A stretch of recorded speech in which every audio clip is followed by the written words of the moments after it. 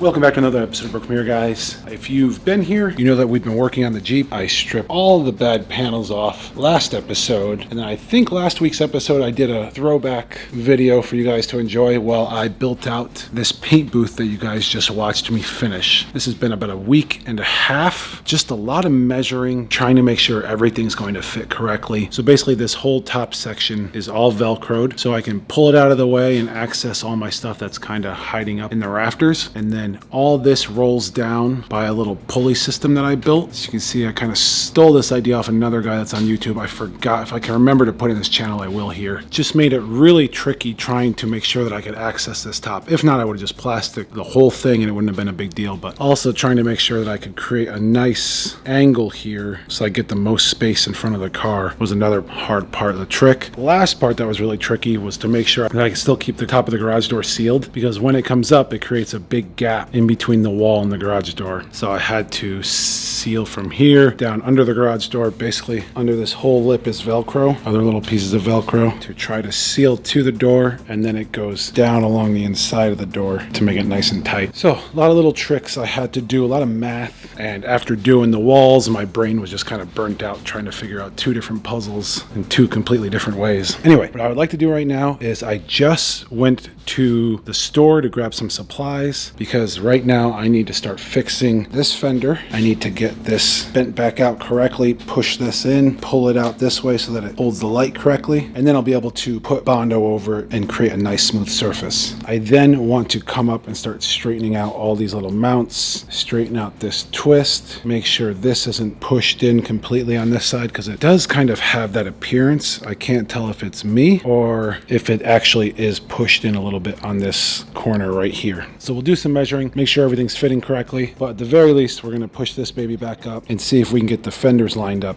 and into place.